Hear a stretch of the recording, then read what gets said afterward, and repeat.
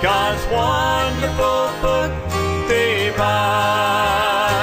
And I love the old Bible, the precious old Bible, the light of my pathway to shine.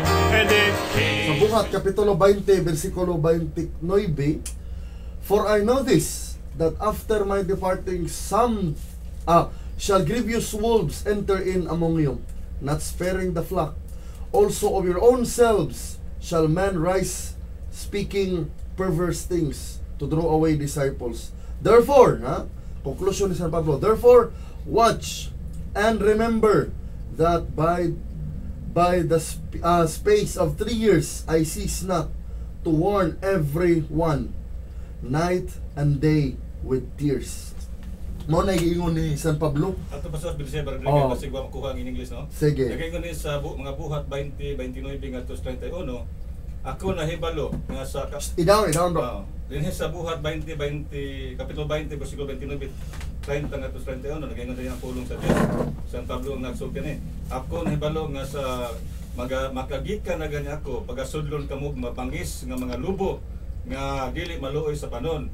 O gikan ra gayud kaninyo adunay managpanindog nga mga tao nga magasultig mga binalitan aron sa pagpamira sa mga tinun-an ngadto kanila. Busa magbantay kamo o hinumdumi ninyo nga sulod sa tulo ka tuig sa gabi ug sa adlaw kamong tanan wala ko undangi sa pagpahimangnog uban sa mga luha. Kini klaro kayo ni nga gitawag og kanang warning ni San Pablo ba nga gani matud pa ni San Pablo nga kanang kauban ninyo, no? Among you. So no doubt sa history doon naging mga pagtulunan ba nga kining ang prominente sa Kristohanon ra gyapon ay mga di maayo nga pagtulunan nga kining ang nang-imbento kanang mga obispo nga nakorap na kanang mga believer, mga church father nga di na mao ang pagtulunan kay kana propesiya pahimangnon na nadaan San Pablo nga kining also of our own selves, no? Of our own selves shall men arise, speaking perverse things. Sa atong kaugalingon nga panon.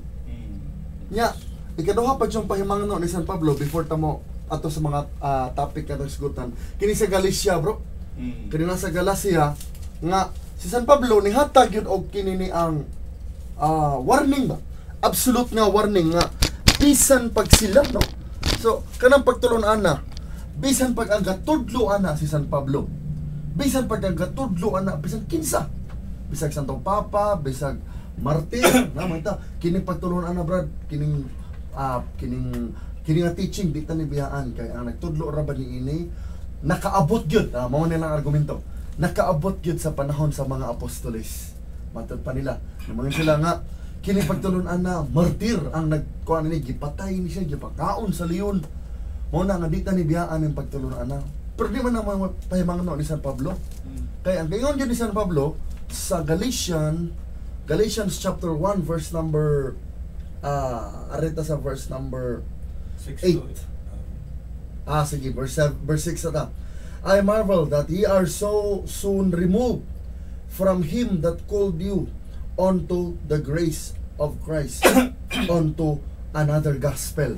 So San Pablo nagpahimang ni kuan nahibong na. Kaya nga naman kini diri pa lang gani daan sa Galacia. Wa na nanay na dabrad.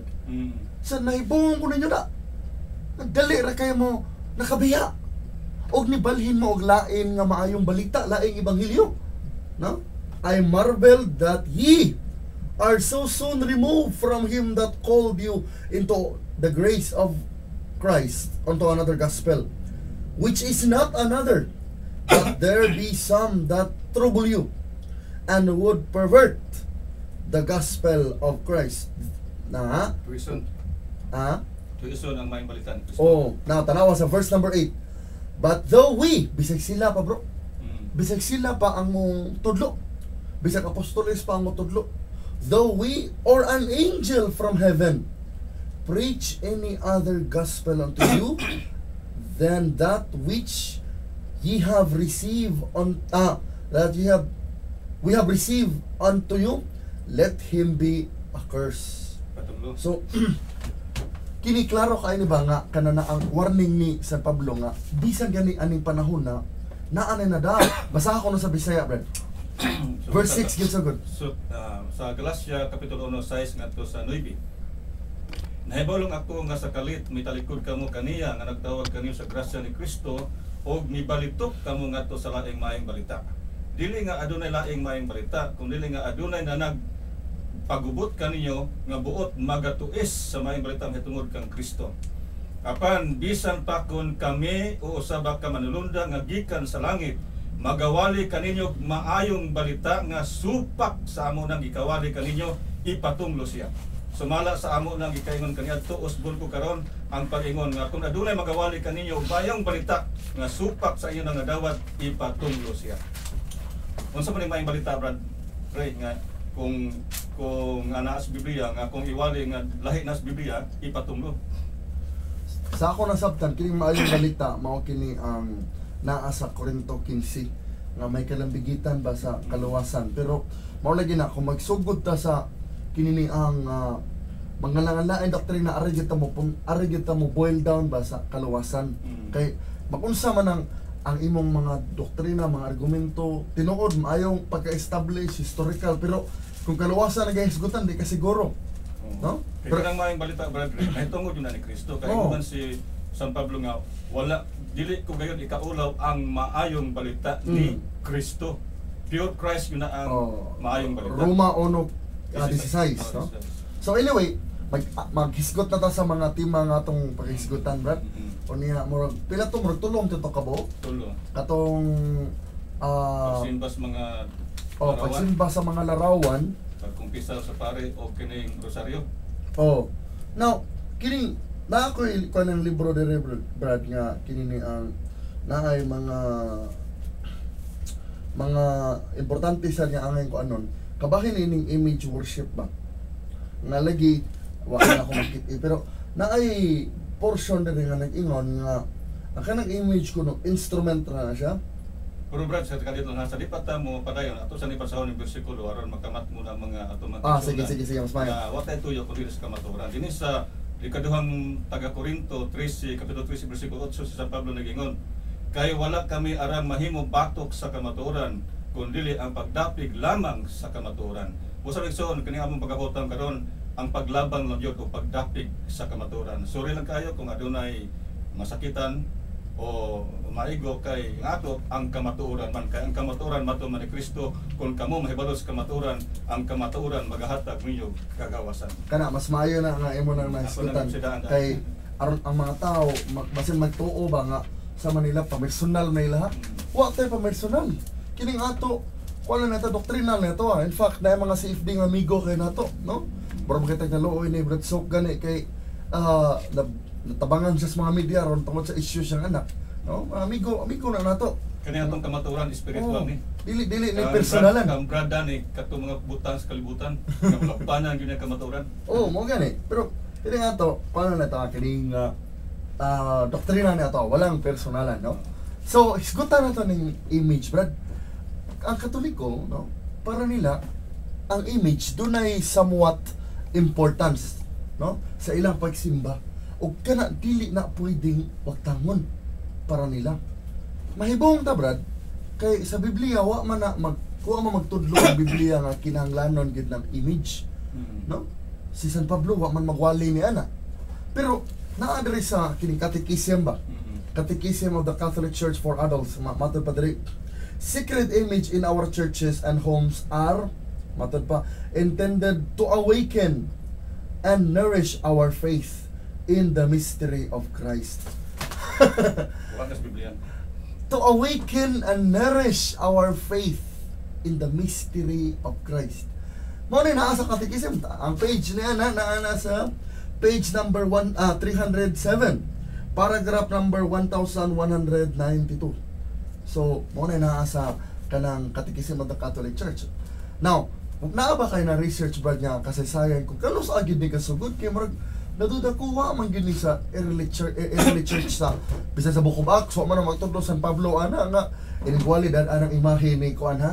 Anya ipahalok na hasta ng mga magtotoo dito sa Galacia, nya pabilitahan na sa obispo nga wa man na sa kining sa early churches. So probably naa ni sinugdan. atong tan-awon kung kanus ani gasugod but aron masabtan nato nga di ay dili ni biblical kay bag-o man din gisugdan. Na din sa basahon kining ingon og kining title ang nakuluhan nga libro, Christian Book of Records. At pa libro ni nga record sa mga Kristohanon. Nagaingon ini sa page 77. Nagaingon ini nga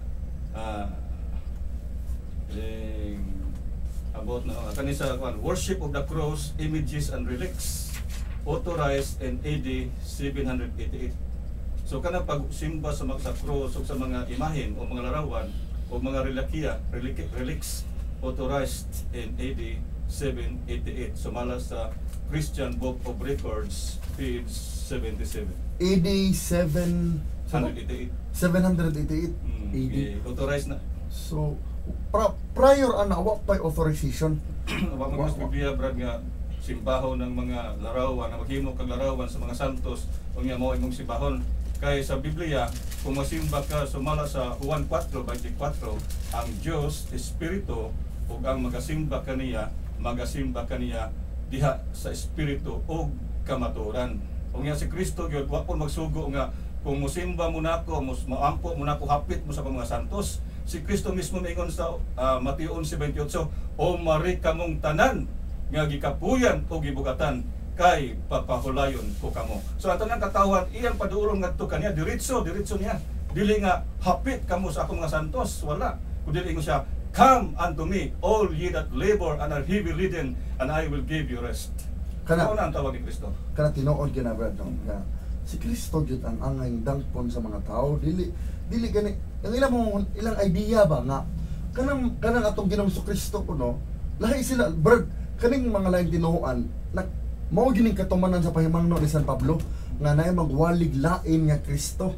Mahila mo kay moingon man na mga ubad Kristo man gyapon ang gituhuan pareha ra man ta Kristo pero lahi ang ilang Kristo brad nakabantay ko ay ngano man ilang Kristo lisod ulon ilang Kristo moagi pa kag mga larawan mga santos unya iniglahos na nimo sa mga sa muro doon ay subordinate ba doon ay chain of command nga kanang tanan wa gyus Biblia puro sa Biblia kay kanang tanan sa akong pangagpas lang kun dili jud sa maong kay maturan nga kining tanan buhat ni Satanas yes. Mga tao imbis ang tao mo diretso ni Kristo kasi Kristo ang tawagon umari ka mong tanan nga gipuyan batan sa to pagkato mga makasasala umari ka mong tanan kay papahulayon ka mo apan si Satanas nangita magpaagi nga mga tao di katong Kristo diretso so naghimo siya mga kanang pagtulunan nga mga tao masaag ngadto kay Kristo ngadto sa mga santos sa noon ngadto sa Virgin Mary nga wa may sugo nga ingos Kristo nga hapit mo sa akong inahan ngani si Maria diha sa Juan 2 kapitulo 5 mo dinan ingon nga unsa gali isulti ni Jesus tumanan ninyo tinuod yan dili ihang pulong ni Maria kundi kang Hesus yun kay ang maayong balita ni Kristo na gina dili maayong balita sa lain nga ngalan kundi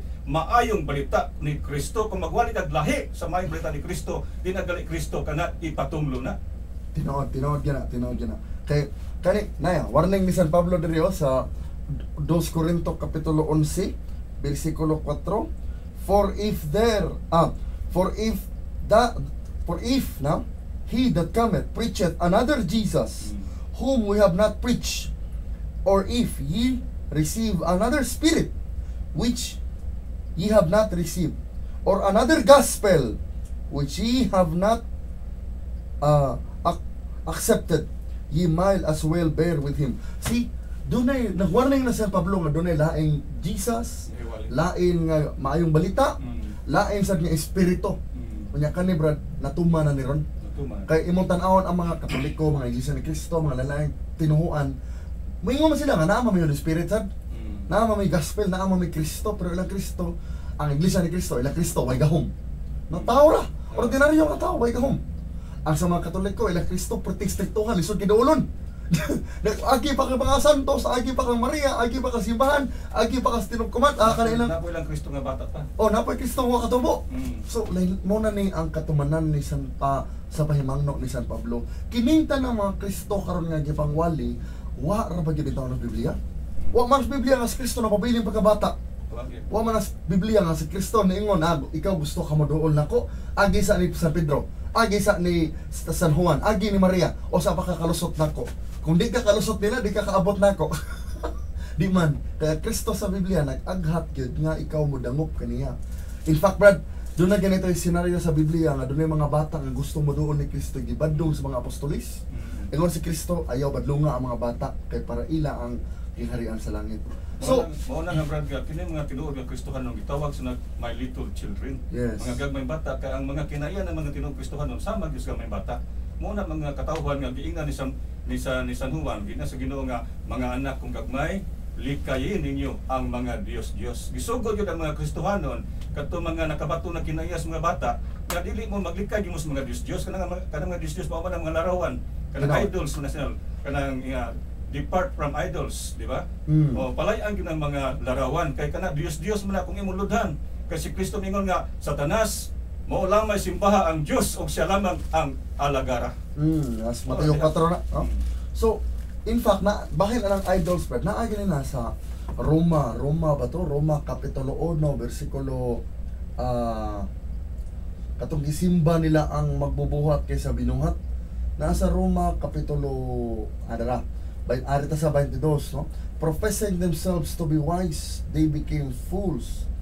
Verse 23, changing the glory of the uncorruptible God into an image made to the corruptible men, made like to the corruptible of man, and to birds and four-footed beasts and creeping things. Wherefore God also have gave them up into uncleanness through the lust of their own hearts, and dishonor their own bodies between themselves. So makita ni mo diri nga kini ang mga tao ba, ang imahen sa Ginoo, ang tinuoray nga glory sa Ginoo, giilisan nila ngadto sa larawan nga supposed to be na gidili man as Ginoo. In fact, naa gani na sa book of Isaiah nga niingon siya nga dili nako ihatag ang akong himaya ngadto sa mga nililok nga larawan. Para kini mga Catholic faith defender brethren, ingon mo sa sila nga nagalagat big mga larawan pero ang among gisimba ang Dios man. Pero kanang pagkakamaong katarungan uyon pa na sa pulong sa Dios. Naisulti sa Dios dinhi nga igo kay ngatong mga kaigsuon ng Katoliko. Nagyon sa Isaiah ikaduhang hari dinhi sa akong basahon yung the Holy Bible, the New American Bible, the New Catholic Translation. Ilaha gyud na. Ilaha gyud Bible. Dinhi sa 2 Kings chapter 17 verses sugod ta sa kining 39 to 41. But the Lord your God you must venerate. It is He who will deliver you from the power of all your enemies. They did not listen, however, but continued in the earlier manner. Sa 41, thus these nations venerated the Lord, but also served their idols, and their sons and their grandsons to this day are doing as their fathers did.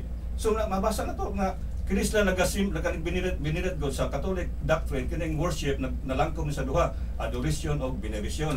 Ang Binisaya na yung veneration kining give honor or praise, gitahod og pagdaig o paghatag og dungog og pagdaig. So nagdaig sila, naghatag sila pasidungog sa Dios, but also serve their idols, and their sons and grandsons to this day are doing as their fathers did. Kaaway mo na sa Dios kada mingon ka nga nagsimba ka sa Dios pero alagad sa mga larawan, kaaway gyapon ka sa Dios. Ano nga aton sa Bisaya brad kay klaro kay Bisaya dinhi sa maayong balita Biblia, Katoliko gyapon nga Biblia. No, ikaw kay ato man kay sunod Katoliko nini. Dinhi sa 20:41 busak kini mga tahuanan nga gikan sila mga nasod nahadlok ang ilang pagbinisaya sa binirit, nahadlok kay pagbinisaya sa binirit na pagtahod o paghasidungog o pagdaig. No? Busak kini mga tawanan gikan sa mga nasod na hadlok sa Ginoo apan nag-alagad usab sa kinulit nga mga larawan ang gibuhat sa ilang katigulangan, mausab ang gibuhat sa ilang mga anak o sa mga anak sa ilang mga anak hangtod karon nagpabilin pagsimba ani nagsimba sa Dios pero nag-alagad sa mga larawan. Ihatag ko na to balik ang teksto brad aron mga ikaduhang mga hari kapitulo 17 versikulo 41 hangtod sa 41 ra. 39-41. Kaning nailaing bersikulo diri brad. Kaning pangutana ba nga sa dinalang ng mga larawan ang importante ang gisimba na totoo mas taas. Kanang argumento ba? Pero may ko kadungog ana. Okay lang, okay lang. Pasagdiin lang ko ng mga larawan. Anyway, nagsimba na mo opiyong man mi. Muhangad man mi. Moduko man mi, di man kanang larawan na mong gisimba. Kana igo niya po na sa katong bersikulo ha. Nasa ko laing bersikulo nga akong basahon nga mutukma gihapon. Kini nga sa Mateo kapitulo 15, bersikulo 9. Gitugutan ba na sa Ginoo? Makapuslanon ba ang pagsimba nimo ngadto sa Ginoo nga nagsunod gyapon kas mga pagtulon-an nga iya sa tawo? No? So, arita sa Mateo Kapitulo 15, versikulo 9. Matod pa ni Kristo, ningon si Kristo, but in vain they do worship me. Tanawa, kini mga tawanan, nagsimba ni Kristo. In vain they do worship me. Nga naman, tanawang sumbay, teaching for the doctrines, the commandments of men. So meaning, bisan pa diay ang imong gisimba tinuod nga Ginoo. Granting ha, pero kanang katulik ko, no, dili na tinuod nga Ginoo ang gisimba. Ang ilang gisimba brad ang Ginoo sa kalibutan. Sa Biblia, kung gatuon kag Biblia sa mga suki naton tigpaminaw, nahibaw gyud mo kinsa na Ginoo sa kalibutan. Anyway,